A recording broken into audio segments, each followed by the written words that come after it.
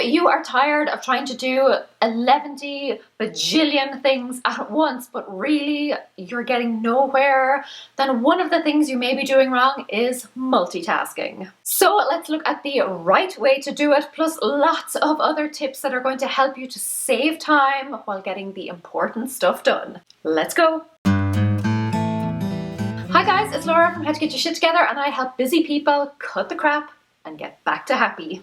Now, you might think that doing 2 tasks at once is an effective use of your time, but only if you're doing it the right way. Because the reality is that your brain is not actually concentrating on 2 tasks simultaneously. Instead, it is actually switching your focus back and forth between them really quickly. You are just alternately single tasking at the speed of light. I'm exhausted just thinking about it. So you can probably imagine how your brain feels when it is actually doing it. The trick is to pair the right tasks together.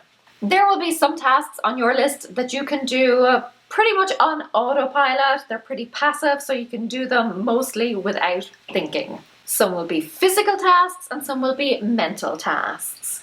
Pair those 2 together. For example, I iron clothes, a physical task that I can do on autopilot, while watching my favorite soap opera, something that my brain can passively do. Another good example is walking your dog while listening to an audiobook, or those people you see on treadmills that are watching TV. Physical autopilot plus mental autopilot equals multitasking magic. A bonus tip is to team up with technology or Father Time and let one of them do some of the autopilot work. Washing machines are great examples. Pop the clothes in, switch it on, and then you can go and do something else while that is working away for you. Or you can let things soak or run updates on your laptop. Those things take ages. But try and get things like that up and running so that that can be working away automatically while you are going to work on something else. So look at your to-do list for the day. If you have some passive tasks on there, things that can be done without thinking, then you have a great opportunity for some effective multitasking. A quick caveat though before we move on to the next tip, make sure that the 2 tasks are both things that you actually want to do. If those treadmill people were just channel surfing while getting their sweat on, then really they may as well be just single tasking because they are not ticking 2 things off their list. Don't go multitasking just to fill a void. Use it strategically to get stuff done. Next up is what I call pocket tasks. I will tell you why in a second, but they are teeny tiny little tasks that usually can be done in just a minute or 2. They can often come in multiples. So for example, emails, you probably have a lot of emails in your inbox, but for each individual one, it will probably only take you a minute to reply to it. The reason that I call them pocket tasks is because you can fit them into small pockets of time. That minute while you're waiting for the microwave to ding, or while you're filling your fuel's car tank. That's not right. Car's fuel tank. Or sitting through an ad break. Or while you're on hold with the bank. Or queuing up at the bank.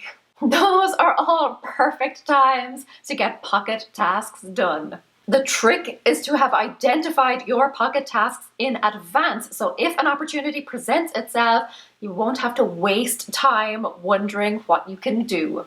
Also, make sure that they are nothing that is incredibly urgent, just in case you don't happen to have some free time, and ensure that they are something that you can do pretty much anywhere. So anything that can be done on your phone is usually a great pocket task because generally you have your phone with you wherever you go. Good pocket tasks include aforementioned emails, seeing how many you could blast through before it's your turn to check out.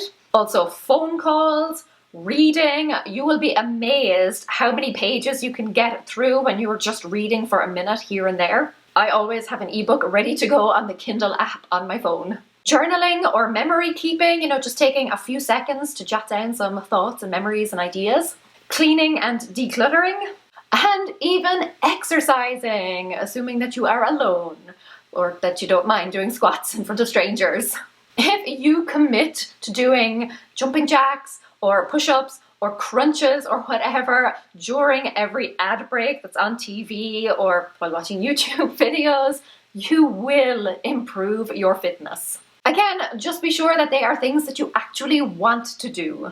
It's not productive if you're just wasting that pocket time with random tasks that aren't getting you closer to a completed to-do list. When you find you have those small pockets of time, pounce on them, because several minutes here and there adds up to several hours over a month. Next up is to just stop doing things, either by cutting them out completely. Remember, we are all about cutting the crap and clutter out of your life. Or by delegating them. Take a long, hard look at yourself and then your schedule and see what you can drop. This is going to require a little heart-to-heart with yourself to discover what is truly necessary, what is really beneficial to you, what you actually want to do, and what is just wasting your time. I can't make the decision for you, but if you are doing something out of obligation or purely out of guilt instead of actual desire, that's probably a good place to start looking. Now, if you can't cut it out completely because, the kids still need to be collected from school or whatever, then see if you can delegate. Is there maybe a family member or a friend who can step in and help out, even if it's just a once off or a, every now and again type of arrangement? Is there another mother or a friendly neighbor who could collect the kids for you in exchange for you dropping all their kids off to school the following morning? Could your husband or your kids pull a bit more weight around the house? Don't suffer in silence. A job shared is a job halved. And if all else fails, see if you can pay someone to do it. Obviously, it's not in everyone's budget, but maybe you could pay a neighborhood teen to mow your lawn once a week, and that will give you more time to focus on some money-making ventures. Or just put your feet up and relax, because you need to recharge in between all of those money-making ventures. So look carefully to see what you could get rid of, either by completely cutting it out or by giving it to or sharing it with someone else. The next tip is kind of a mashup between multitasking and pocket tasks, but it is about making moving buddies.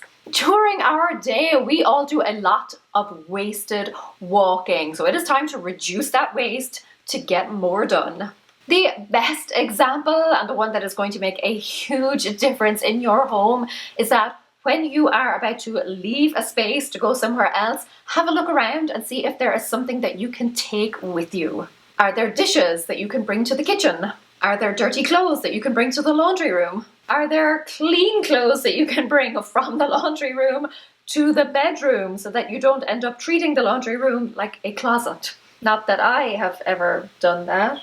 But every time that you are moving from one place to another, ask yourself what you can bring with you. What is going to be your moving buddy? And use timers. If you do nothing else, use timers. I guarantee it, they will change your life. I don't know how I got myself motivated to do anything before I started racing against a clock. First of all, they force you to get started. Going from 0 to 60 is always the hardest part because it's the part that requires the most energy, and we always put it off because effort.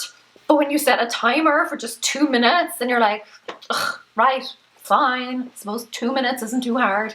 And then the momentum is built and away you go. They're also great for when you really need to focus. You know those times where you really need to get all of your work done before you can take a well-deserved holiday?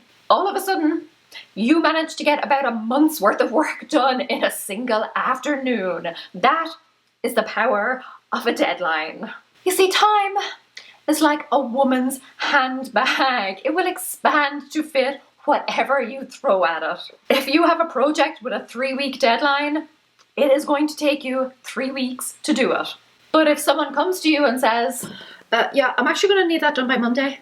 Great, thanks. You're going to have it done by Monday. Deadlines, like small clutch bags, focus the mind. You remove all of the extraneous and you just stick with the essentials. And guess what? You'll be just fine. Also, Plan in advance, the month before, the week before, the night before, whenever works for you, but never be in a situation where you wake up first thing in the morning, or you sit down to do some work, or you find yourself with some unexpected free time and you have no idea what to do. When you are working on something or you're about to be working on something, you should always know what the next step is. Because as soon as you have to stop to think about it, you're going to run out of steam and then you won't know what to do with yourself. Never stop doing something without knowing what's to be done next. Which leads nicely to resetting your space. Get into the habit of not considering a task done until you have cleaned up after yourself. Dinner is not done until all the dishes have been cleaned and put away, or at least put into the dishwasher. Laundry is not done until it has been folded or ironed and put away. This is a tough one for me because my brain likes to trick me into thinking that it has no more work to do once I put those clothes into the machine and press start. Seriously, I'm like, my work here is done. Always take that final step so that when future you sits down to start working on it again, everything is ready to go. If you have to tidy or look for things before you can even start a task, you are wasting time and energy. By the time you actually start the task, you are going to be worn out and fed up. If you want to catch up on part 1, then click the little pop-up card you see on your screen right here. I will also have it linked below. Or if you're ready to learn even more habits that are going to set you up for success, and honestly, some of them are so simple, you can go ahead and click this playlist right here. Until then, Karev Míle Maithagh. Agus feicim mé sibh se go luath. Slán!